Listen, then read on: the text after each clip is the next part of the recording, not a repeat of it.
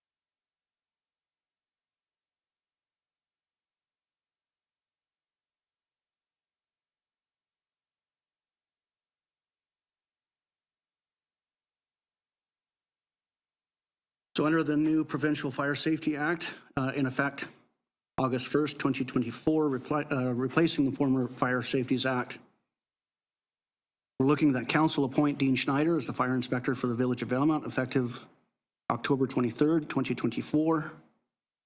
Get that on the table. Moved by Councillor Pearson, second by Councillor Blanchette. Discussion. Councillor Pearson. Yeah, just curious. I mean, obviously this kind of hit us last minute. Budget-wise, I'm just wondering how these positions, are they salaried position or is it an as required? And as is, where is? I'm just curious if it's like. I don't know if that's known, but we'll refer to administration. Thank you, Mr. Mayor. The investigator is definitely an as-needed position. It is not an often required position, but I believe all the training for that is offered for free to someone in the role through the Office of the Fire Commissioner. But if there is some training, the cost for that would be minimal, and the cost for that time would be minimal as well. The inspector position is consumes considerably more time. So that's inspection of public buildings, making sure that fire exits are not blocked, that they're labeled, that various other aspects of egress and safety are met. And it involves what's now called pre-planning. So ensuring that there are exit plans and emergency plans in the event of a fire. So some of the most time-consuming parts of the inspector is follow-up work. Very often, an inspector can go around, identify things that need to be corrected, but making sure that they actually get corrected takes a lot more of the time. So at this point, this has come at us quite late. I don't really have any good sense of what the time might be. Possibly something like a week per year, but that's a guess in the dark based on one other community I was in. So that may not be relevant to this community because there are different numbers of businesses and public spaces in different communities. So that's just an estimate. And quick follow-up on that. And I guess my concern is how that impacts, because he's already wearing two hats as village building inspector and regional district building inspector, how that impacts those roles. So I guess we will look to see how that rolls out. Okay. Thank you. Questions? Councillor Blanchette? Is this something that would need to be put on as a trial basis to see how much it's going to impact? Trial basis, no. In terms of this is downloading of legislation onto our organization. So there is no trial here. One thing we can rely on administration and particularly the finance department is to keep us up to date throughout the budget process. Further questions? On the question of fire inspector, Dean Schneider, all in favor? It's carried. And that council appoint Dean Schneider as the fire investigator for the Village of Valemount effective October 23rd, 2024. Moved by Councillor Mullick, seconded by Councillor Pearson. Discussion? All in favor? That's carried.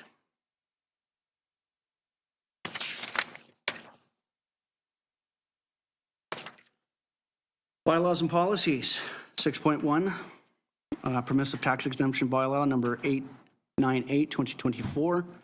We're looking to adopt as presented. Moved by Councillor McLean, seconded by Councillor Blanchette. Discussion on final. All in favor? It's carried.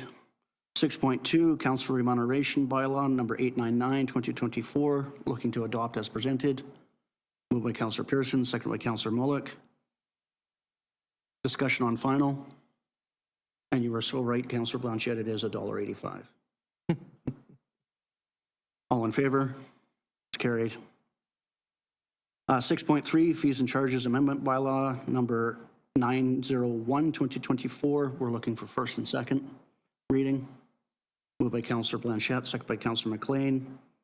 Discussion on first and second. Probably the first of many as we head into budget season. Or financial considerations, I mean, not first of amendments in the fees and charges amendment bylaw number 801. All in favor? It's carried. No new business identified. Reading file. Is there anything folks would like to bring to surface? Councillor McLean. I would like to ask permission to attend the 2025 COFI convention as my interest, my role with the community forest. Moved by Councillor McLean to attend the COFI, seconded by Councillor Pearson. Discussion. All in favor? Carried. Thank you. Good that you picked that up. And did. Anything else? Anyone switching over to the new area code? 257? That'll, Going to look like a scam number. I'm not answering that. You had something, sorry, Councillor Pearson. Yeah, item number 6, Youth Parliament of BC. I would like to move that if there are a student or students of interest in applying, that we would help subsidize their costs for registration. We go back, was it up to a certain amount last year, or?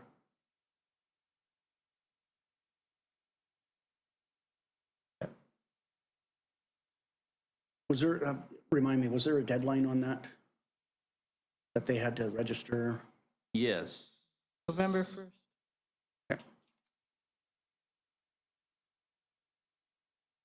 Was there a seconder on that? And was there a specific amount? Sorry, before we get to the seconder. I'm not sure. I know there was a line item budgeted for it, but if there was only the one student, I would recommend the $4.55 registration fee. 455 or 75? $4.55. Seconder on that, Councillor Blanchette, thank you. It's an outstanding program. There is a, should we learn of any interested student, there is also the Northern Parliament, Northern BC Parliament, Youth Parliament, so that would be pretty cool to hook them up with some Northerners as well. Further discussion? Sorry, did you have a comment? All in favor? Carried. Okay, correspondence for action, 9.1, consent process. Canoe Valley Recreation Center Local Service Establishment Bylaw number 1599, 1996, Amendment Bylaw number 3336, 2024.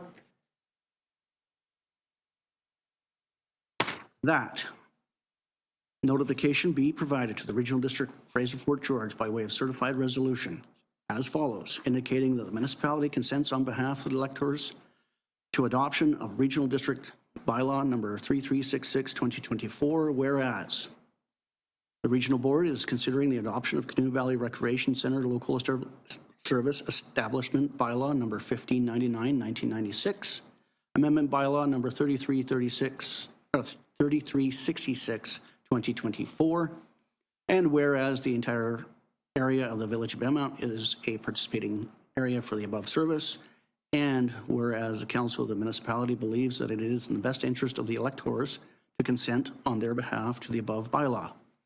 Now therefore, be it resolved that the Council for the Village of Valemount hereby gives its consent to the adoption of the Canoe Valley Recreation Center Local Service Establishment, a lot of S's there, Bylaw number 1599, 1996, Amendment Bylaw number 3366, 2024, by the Board of Directors of the Regional District Fraser Fort George, and that the Regional District be so advised.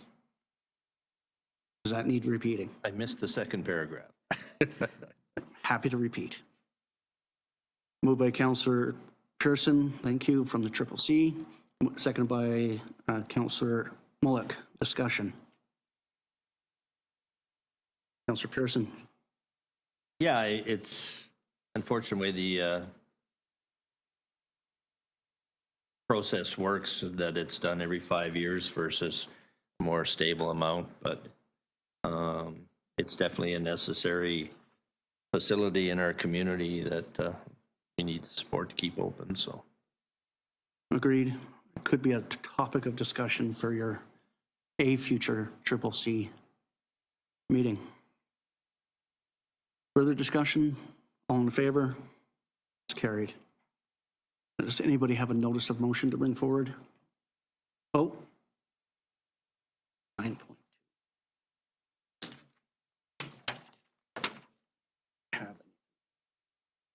So, steer me in the dark.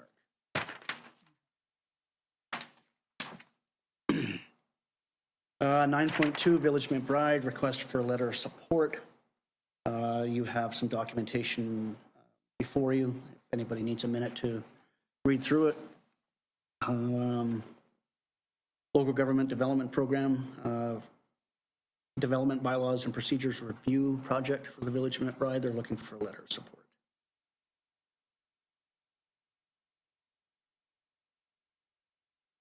No? Moved by Councillor McLean, seconded by Councillor Mullock. Discussion? All in favor? 9.2 is carried.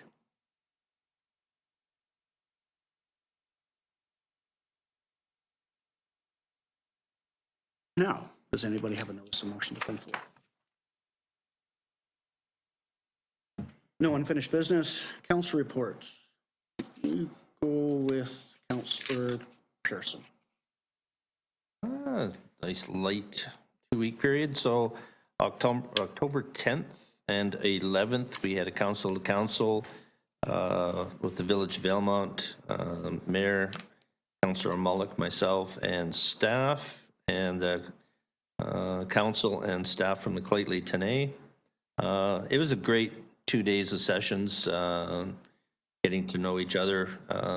We're all familiar with our relationship with SIMP, but this was great to establish a relationship with Claytley as we sit on shared territories. So it was a great couple days, learned a lot, had a lot of laughs. Looking forward to a road trip to Prince George, reciprocate with them, and Wendy can drive the bus. We're good. And then October 16th, the Valemount Industrial Park general meeting, which we had election of officers for president and vice president. And so Tom Jamin was elected as president, and I was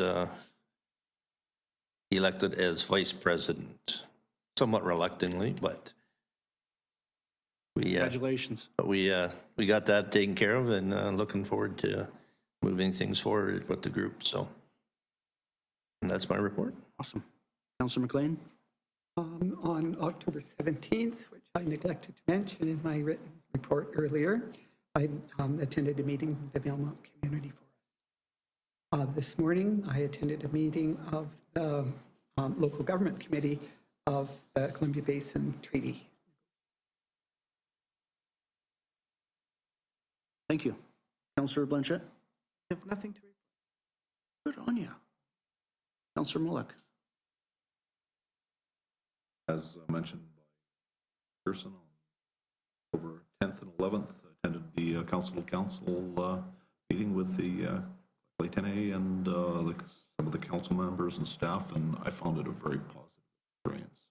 Really enjoyed those the 2 days, and I look forward to future ones. On October 15th, I attended a Valemount tourism meeting, and later on in that day, I attended an entertainment society. And that's it for me. Thank you. October 10th and 11th, had the Community Q2 Community Forum with Claytley Tenay First Nation. Learned a lot. Bit of a relationship with Chief Logan, but I was happy to get to know her council a little bit better. Administration, it was awesome, especially the bus ride. Didn't wreck anything. October 11th, so after the community forum, I had an interim CBT board meeting.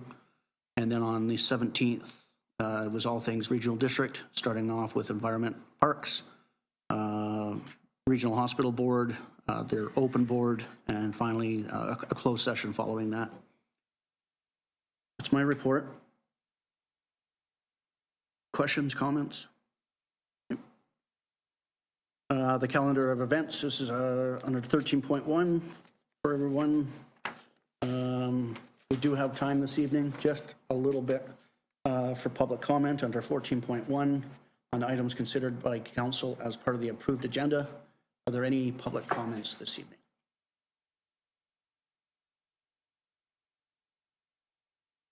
Pretty quiet gallery out there. Crickets. Then, under 15.1, I will give notice Our council will give notice to proceed in camera to a closed meeting for consideration of one item per section 91D of the Community Charter to discuss matters related to the security of the property of the municipality. Moved by Councillor Blanchette, seconded by Councillor McLean. All in favor? Thank you all.